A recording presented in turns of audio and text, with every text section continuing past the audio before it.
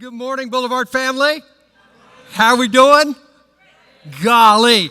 Man, if you can't if you're not ready after that song, you just got nothing, man.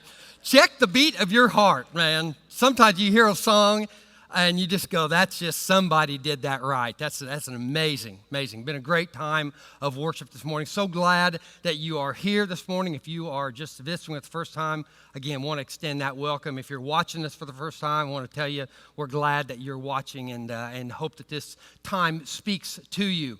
Hey, I was visiting actually my folks this last couple days in Missouri where I grew up and have just been thinking about going on that trip and was kind of evoking some old memories of growing up. Maybe you do that occasionally.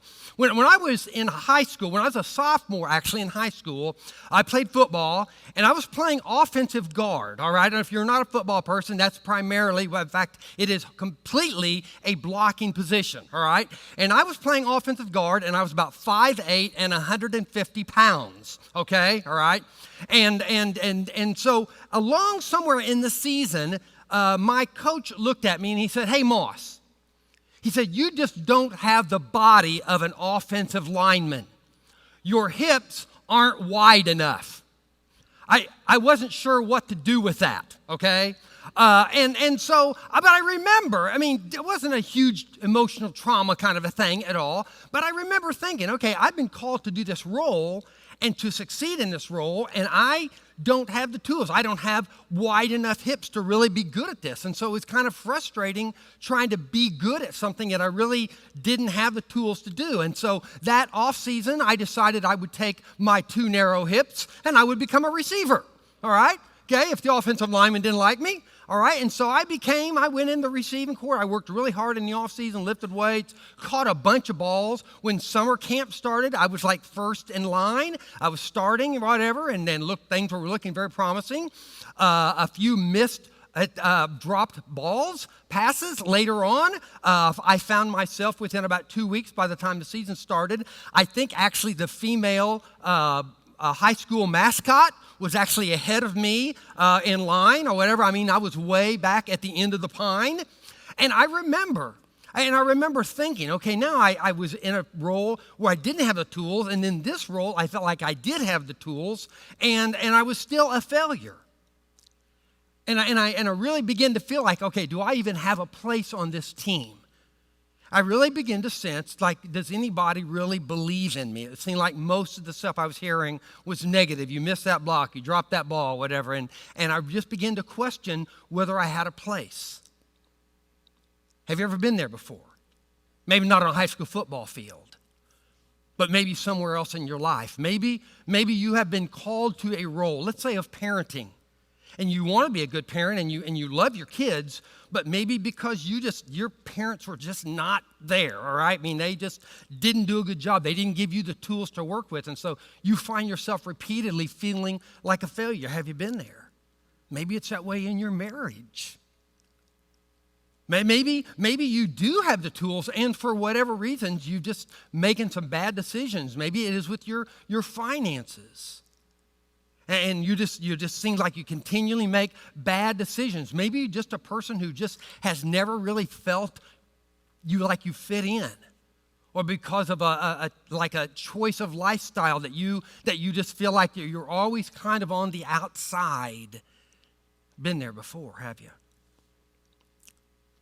So I'm not exactly sure when it was, my junior season, but I said I was playing with the offensive backfield, but I was on the field, but I was actually just watching, because by this point in time, that's just what I did. I just stood on the grass and watched everybody else play.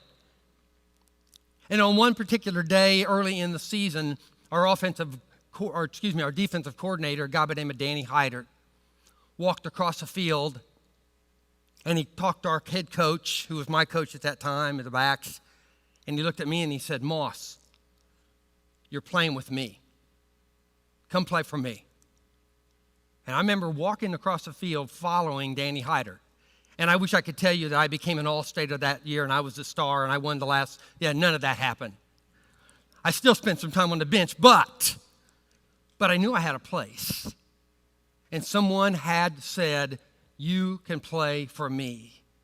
Danny Hyder walked across that field today. And you know why? It probably wasn't life-changing. I'm not trying to make it a bigger thing than it was. I can tell you where I was standing on the field that day, my junior year of high school, when Danny Hyder came and said, I want you to play for me.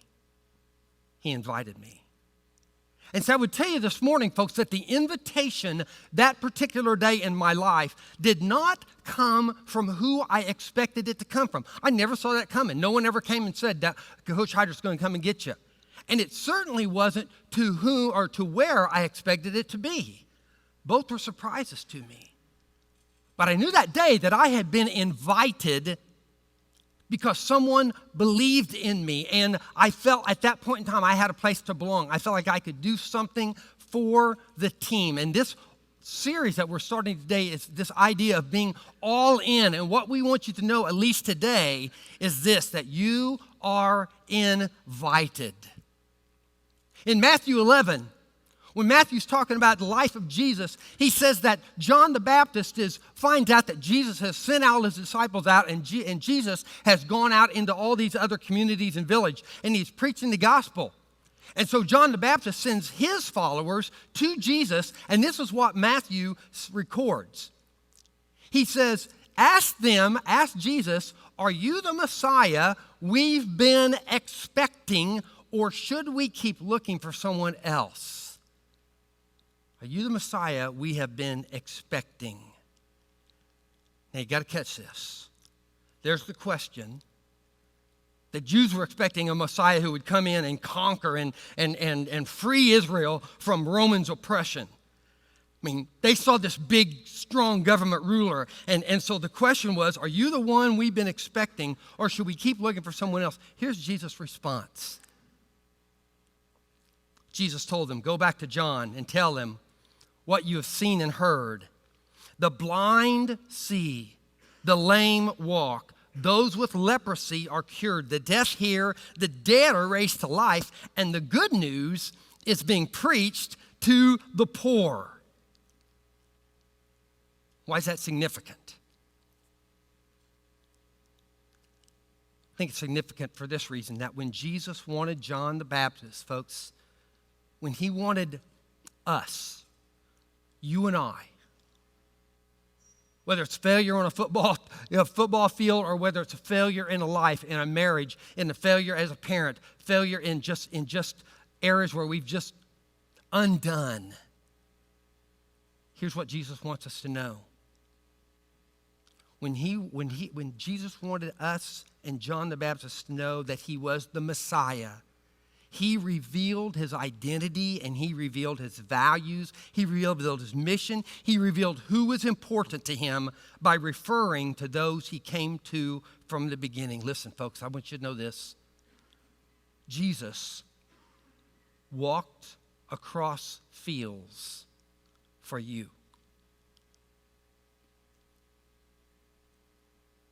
He walked across fields for the lame, for the blind, those who couldn't see physically then and those who can't see spiritually now.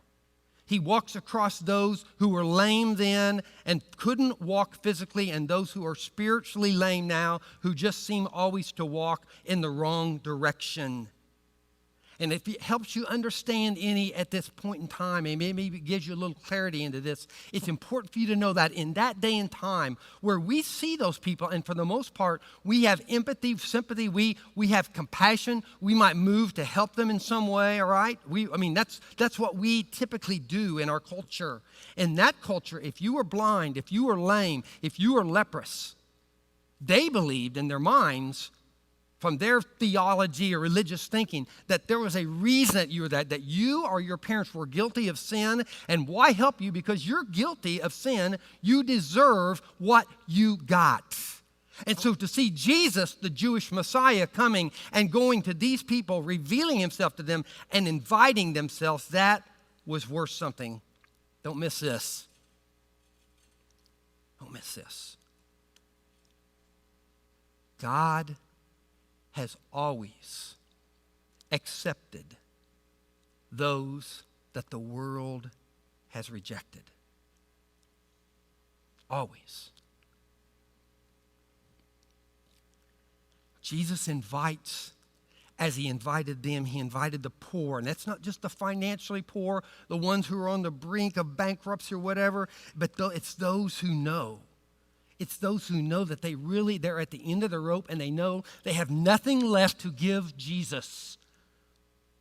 That's who he invites. Jesus invites in 25 and 26, the verses 25 and 26 of that same chapter. He invites, it says, not the clever, but he reveals himself or invites the childlike. What are the child? We all know what childlike is like. Childlike is trust. Childlike is, I know I can't do this, Daddy, and so I'm going to let you do this.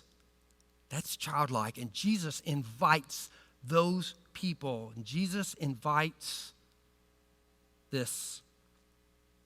these people, he says, who are weary. Are you weary? Is your soul weary? Are you tired? Are you wondering what's coming around the corner next week? He invites those who are weary and carrying heavy burdens. And he says this, come to me. You are weary and heavy burden. Take my yoke upon you. Now, if you're familiar with Old Testament, if you're familiar with farm stuff, you realize that their yoke, the actual yoke was something that you put around the neck of the oxen, and if you were doing farming, that you guided that team of oxen with that yoke. And in the same way, in that day and time, there were rabbis, and the rabbis were Jewish teachers. And Jewish teachers would maybe walk around, and if they felt like that you had the education or you had potential, they would invite you into their school of learning, and you would follow them around. They would walk around, and they would teach you their theology, the stuff of the Old Testament. But many of these rabbis would begin, as they studied, they would begin to get kind of their own theology and their own ideas. And a lot of them would begin to develop their kind of almost like rules upon the rules of God. And they were kind of known for, if there was one commandment God had given us, they would create 10 other commandments around it to make sure that you didn't stumble over this one.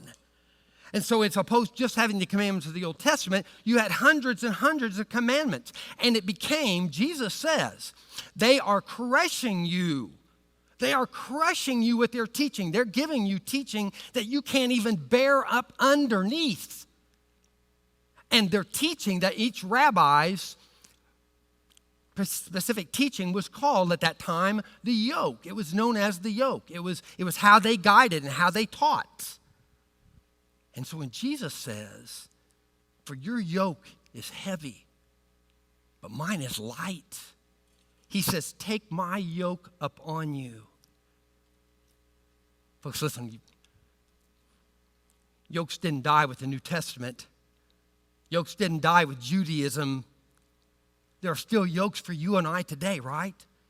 Some of you all come from religious backgrounds.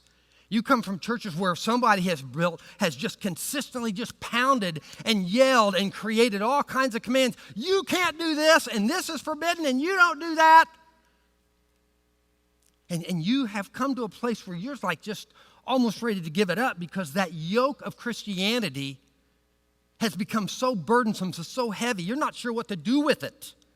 It doesn't feel anything like the grace and love that God has for us. Some of you have yoke from the past. You have painful memories in your life. You have either things that have been dealt you or decisions that you have made in your past, and they seem to serve as a yoke, guiding you, being burdensome. Every day you wake up with those thoughts of who you are because of the decisions you've made or what has been done to you. Some of you have yokes, not from the past, but you actually have present yokes. You're whether you're 16 or whether you're 65, you're trying to keep up with the beauty thing. You just can't be pretty enough. You can't get the makeup right. You can't get the hair. You just can't get all those things right. So you don't ever feel like you quite fit in or measure up. Some of you are still just on this wheel, some kind of a wheel where the yoke is bigger bucks, bigger bucks. Do I have bucks to pay the bills? Do I have bucks to do the vacation? Do I have bucks to stay up with my neighbors and do what my neighbors and all my friends are doing? And it becomes burdensome. It's past just hanging out with friends. Now you got to make sure that you got enough money in the account or look like you do. And that is a yoke that is burdensome to you. And some of us, depending on where we're at, I think young people struggle with. There's such a push right now to be smart, and education's a wonderful thing. But man, the testing puts this pressure on kids, and it becomes a burdensome yoke for kids. And they strain under it. It becomes unbearable after a while. And you see kids making all kinds of horrid decisions and getting into addictive behaviors because that yoke is so heavy on them. And some of us, although I love fitness and I think us being in shape and watching being healthy and exercising, that's a wonderful thing. I've loved seeing that happen in our country in the last few years. But just like anything, all of a sudden it becomes competition, and we eat up with it. And somebody else is in the gym 3 hours, so we got to be there 3 hours and a half. And it constantly, all of a sudden, something that we got into and was a good thing and be God glorifying, all of a sudden it becomes a burdensome yoke. And we can't keep up, and we never measure up. And someone's stronger, someone's faster, someone's fitter. Those things become yokes to us. And folks, those yokes, whether they're religious or past or present, those yokes are untruths. Those yokes are misbeliefs. Those yokes, if you were with our struggle series last month, those yokes are expectations. And what's the effect of them? They make us feel like we have no place, like we don't fit in, like we can't be on the team, like we're uninvited. We've all been in the situation growing up at some point in time, most of us at least, I guess, where teams were chosen and we were the last chosen. And that is a miserable feeling, whether you're 5 or 55, right? Hey, friends, listen to Jesus' invitation. Listen to this. Jesus says, let me teach you. Whatever burden, whatever yoke you have on of some teaching, of somebody pressuring, of someone to the competition's heated up, Jesus says, let me teach you. Because he says, my yoke is not heavy. My yoke, he says, is easy. Growing up in church believing that all this is burdensome, he says, my yoke is easy. My burden, it is light. And his mission, his teaching flows from his good heart. Folks, listen, he always accepts those the world rejects. Catch this. This is so good. He says, he gives us a little picture of who he is. He says, accept my teaching. It's light. It will give you rest. And he says, I am humble. Humble. There's a humility about me. Now, our staff just here about a week and a half ago, we went up to Rogers, where there's a church called Fellowship Bible of Rogers. It's a church I've become acquainted with. I have a good friend that's a part of it, and he said, Steve, you got to meet these people. These are very good people. This is just a church that basically started with 7 couples about 25 or 30 years ago, and now is running about 10,000 with several satellite churches. And they are really, literally doing an incredible job in many ways of taking the gospel of Jesus Christ to Northwest Arkansas. And that's exactly what their mission is. And sometimes I will tell you that when people, just like in any, like the business or church, when churches start growing, sometimes staff can get a little bit full of themselves and think they have all the answers. But every person I had met on this staff was not like that. And so I wanted our staff just to kind of see, just kind of rub shoulders, because I also felt like we had a lot to learn about. We could all learn from some of the things they're doing. So we went up, spent a couple days with them. It was amazing. I would also tell you that just because we had a retreat, we went up on Sunday night, had a good meal, get together, had a little fun. Went out to a bowling alley that night because I had heard that Randy Strickland, our worship pastor and the small groups guy, was a college bowler. And I just wanted to see him in action. I just wanted to know, is he fibbing me, or did he really? The man can bowl. You know that thing when a guy approaches with a ball and you just know this guy's good. He's got the, and then the classic, he's got the classic, and the ball looks like it's going to go in the gutter, and just at the last minute it bends in there and hits that sweet spot and they just explode. That's Randy. Man, we were all going, yeah, I want you on my team. Now, I also found out a couple of other of our staff. There was a smooth ball Tony Blumenberg. That man lays the ball down, and you just never even know it's on the floor. It's just like it's just smooth. Then there's dribble the ball down the court, Jim Landis. Hate to throw you in the bus, Jim, but that's the truth, right? I wasn't sure if Jim was bowling or playing basketball a few times. When that ball hits, I just got to tell you, I'm just going to tell you, I kind of actually felt pings of sympathy for his bowling ball. That little thing it was like, dung, dung, dung, dung, dung, dung, No, we didn't hit with force, but there was about 4 good bounces before it got down there. We had a lot of fun, and we met some people who had this humility. And I'll just tell you, where does that humility come from when you're having that kind of success? It comes from, and it was so evident in their life, because these guys, every one of them, before they begin to talk about programming, before they begin to talk about ministry stuff, they talk about being present with Christ. And that's something we're talking a lot about around our staff and our leadership here, is that we are learning to just spend time abiding, just sitting with Jesus in conversation and listening. And gaining his knowledge and wisdom and gaining his power for our lives and our ministry. And our staff experienced that in this. And when Jesus wants the people who are lame and the people who are broken and the people who are blind and the people who are leprous, the rejects of life, when he says, come to me,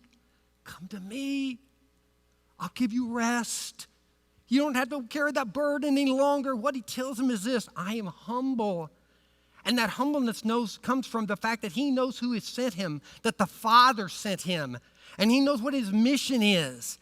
And he knows what he's doing there is be there because the Father has given him the power to do what he is doing. And then he says this: not only am I humble, but he says, I am gentle at heart. Hey, folks, don't miss that.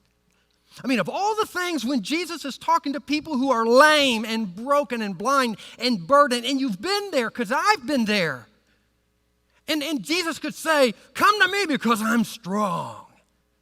Come to me because I got all the answers. He could tell you all kinds of things about himself, but what he says and what he wants us to know, those who are broken, those who are rejected, he says, come, I'm gentle of heart. I'm humble and I'm gentle. You want to approach someone like that when they invite you. Jesus wants you to know that he is gentle at heart. Folks, don't miss this.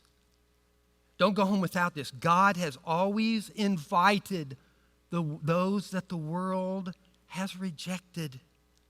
Always. Well, I want to tell you a story. It's a story within a story, actually. It's one of my favorite New Testament stories. And it's found in Luke 7. Luke tells this story, and basically the story is this, that it says that there's this Pharisee, and Pharisees were these very, very religious teachers and leaders of that day, and they were known for all their biblical knowledge and the fact that they were very, very rigid in their obedience to the law, all right? And they get kind of a bad knock sometimes, but they weren't all like bad guys. They just kind of got sometimes like overflowed with their religiosity. But Luke tells us that this Pharisee invites Jesus to dinner. Probably, we don't know this for certain, but it probably was not just Jesus. It was probably what they the Pharisees would often invite their other Pharisee friends, and they would go and they would sit down, and the tables were not tables like we have. The tables were set about a foot above the ground, and they would recline at that table. They would kind of half lay down at the table, maybe lean on an elbow or something, and they would eat. And they would all sit around that table, right? And they would talk about religious stuff and discuss theology and kind of spar with one another with all the religious knowledge. And it said that sometimes that this would be like an outdoor area, kind of like a porch, and even the neighboring people would come because they didn't have Netflix or anything else. And they would come and just kind of hang out and listen to this religious sparring by these Pharisees. It was kind of a thing to do. And so if you can kind of imagine that in your head, that's what's going on here. And Luke tells us that there's this certain immoral woman. And that's all it's really said, that she is immoral. We're told later on that she had many sins. We're not told anything specific, but there's some things that we can kind of assume about this woman. And I'm going to assume that she wasn't called the immoral woman because she had some bad financial bank dealings. Some people think she was a prostitute. We're not told that. I think it would be a fair guess to guess that she probably had spent a lot of time with a lot of men. And she probably was that woman who had that reputation in that particular town. And I want to be really careful because I don't want to go too far on something we don't know. But I think this would be safe to say. My dad told me one day, years ago when I was a kid, he didn't talk much about drinking, but he said one day, you know, Steve, he said, nobody ever takes their first drink of beer expecting to be an alcoholic. I always remembered that. I don't think that most people who end up way down the line in some area of brokenness, in some area of darkness where they didn't ever think they would be, I don't think most people ever took their first step knowing that they would be in that deep of addiction, knowing that they would have some incredible life-controlling habit, knowing that they would be in the throes of unfaithfulness or whatever it might be. I don't think we plan for that. I don't think that little girl, when she was sitting with her little friends, you know, after school or whatever, on any particular day having a tea party or whatever the little Jewish girls did, and one of them said, I just want to be a mama and have lots of children. I want to own my own shop. I hope I can help people who are sick. I don't think this woman, as a little girl, said, oh, I hope I grow up to be a prostitute. Oh, I hope I grow up to just be used by a lot of men in town and have a really bad reputation. I don't think that was probably where she went. I'm not saying she wasn't responsible for her decision she had made. I'm just saying most of us don't take the first step and believe it will ever leave over there. And so this immoral woman that comes in, it says that she brings this beautiful alabaster jar filled with expensive perfume. And it says, Luke says, she kneels behind him. He would have been reclining kind of like toward the table, maybe on the elbow. His feet probably would have been actually kind of behind him. And she kneels. And Luke tells us that as she knelt behind him, she was weeping. Now, you've seen people cry. You've probably cried, and maybe you have wept. And there's a difference. The day I found out my grandfather died, I wept. My body sobbed. It was an overcoming emotional moment for us. There's been times that I have cried a few tears. There's times I have wept. And this, Luke says, she was weeping. She was overcome with emotion. It was uncontrollable in a sense. And Luke says her tears fell on his feet.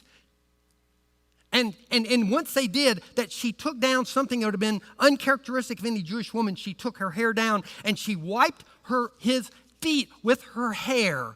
And then he says something that we got to hang here for a second because she did. Because this didn't go on for just a minute or two, and then she kind of gathered herself together and, oh, I'm so sorry, and exited. Luke says she kept on kissing his feet. Now, have you ever seen something that was kind of good at first, and then it just kind of got awkward? You ever participated where you've seen somebody do something like good and you're going, man, that's cool. And then it just keeps going on and you're going, oh, okay, all right. Turn the off button, hit, it's like that's enough. I think this got way past awkward. I don't think she cared. Because she knew who she was and what she had done. And more importantly, she knew this was a man who could do something about it and possibly cleanse her from the sin of her past. And so she kept kissing his feet and she continued putting perfume on them.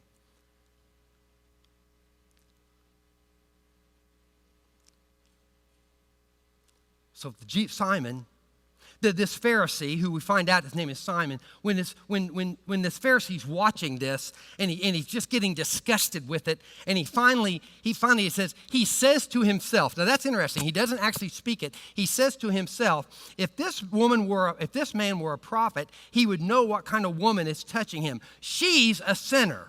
Now, do you catch a line in the saying right there? She's a sinner. I don't know what that makes him, but she's a sinner. And this is really interesting, and I think it's actually rather humorous. Then Jesus answered his thoughts. Now, if there's anything kind of daunting sometimes about being in the presence of Jesus, we all think that'd be fun. But at the point in time you realize, like when you think something, Jesus knows it and can answer it, that'd be scary. That'd freak you out occasionally. And because you're trying to get a hold of your thoughts, you're like, this guy's not as handsome as I thought. Oh, it's like you're trying to break your thoughts, because he knows your thoughts. And so Simon thinks to himself, if this man were who he says he is, if he really were the Messiah, he'd know. And Simon says, I've got something to say to you, Simon. Go ahead, teacher. Now, again, I think Simon's getting ready. I think he thinks there's going to be some verbal props here. I think he's thinking Jesus is going to go, oh, you're right. I'm on this side of the line. She's bad. We're good. Clear her out. I'm tired of this. I've got something to say to you. And Simon says, go ahead, teacher. Go ahead. In my mind, he kind of hushes his crowd. Hey, wait a second. Jesus has something he'd like to say to me. Let's all listen. Okay? This is going to be good. Don't miss this. And then Jesus tells the story within a story. A man loaned money to two people, 500 pieces of silver to one and 50 pieces to the other, he says, but neither of them could repay him, so he kindly forgave them both, canceling their debts. You get the picture? But neither of them could repay. He kindly forgives them both. So who do you suppose loved him more after that? Simon answers, well, I suppose the one for whom he canceled the larger debt. It's the perfect Sunday school answer. It's the Sunday school question that you can't really get wrong. I think Simon felt pretty doggone good about himself and put his hand out for a Tootsie Roll. Got the answer right? Give me the candy. And Jesus says, that's right. That's right. The one who was forgiven the larger debt is the one who loved Jesus most. And folks, what Jesus wants most from you and I is our love. A love that leads to trusting obedience. Jesus said to Simon, that's right. You got it right. But then he does something that Simon is not expecting. He turns to the woman. He turns to the woman. And as he's turning to the woman, he says to Simon, but he's not looking at Simon. He says, when I entered your home, you didn't offer me water to wash the dust from my feet, which every Jew did if you entered their home. You washed the dust off their feet. That was just the first step of hospitality. But she has washed them with her tears and wiped them with her hair. You didn't greet me with a kiss. Now Jesus has drawn another line, hasn't he? And who's on the other side now? You didn't greet me with a kiss. From the first time I came in, she's not stopped kissing my feet. You neglected the courtesy of olive oil to anoint my head. She has anointed my head with rare perfume. I tell you. Now catch this. Her sins, he calls them sins, didn't excuse bad behavior, and they are many, he says, are been forgiven. So she has shown me much love. Folks,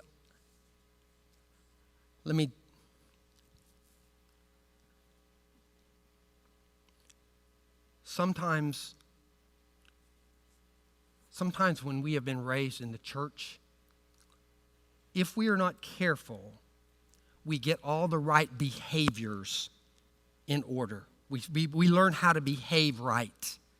But in learning all the right behaviors, and that can be a good thing, but in learning all those right behaviors, what we're supposed to do, sometimes we can lose track of the fact that at our heart there is sin still in our body. It may not look like it used to, but there's still sin. There is arrogance.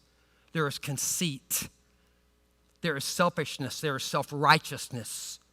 There is still some of those lust things. There are still things that we still want to grab on. We still want to be first. Those sins are still there. And sometimes the longer we stay in the church, the less likely we become to be aware of our sin and then go and confess that sin.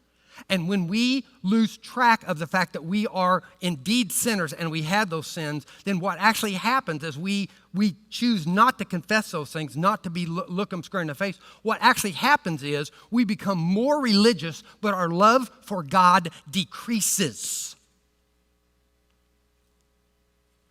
This is not so much a fact that she has a whole lot of sin and he has a few sin. This is the idea that she is aware of her many sins and Simon is not. And let me say again that Jesus turns to this woman.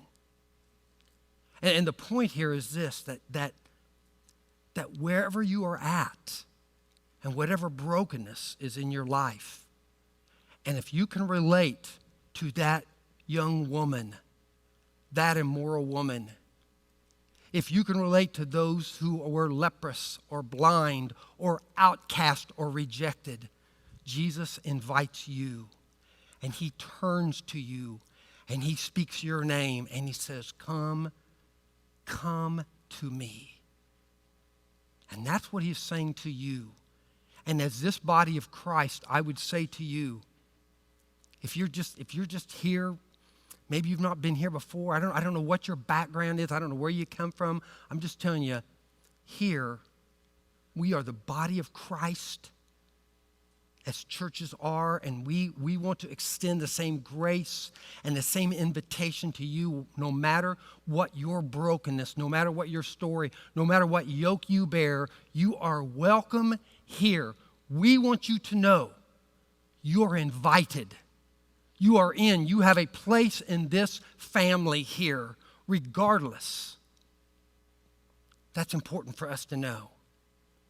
And I want you to know something this might be a little bit of a mystery. This might be a little bit of a surprise for you. But listen, folks, the Father wants us all broken. He wants us all broken because it's only in our brokenness that we understand that we actually have a need for Him.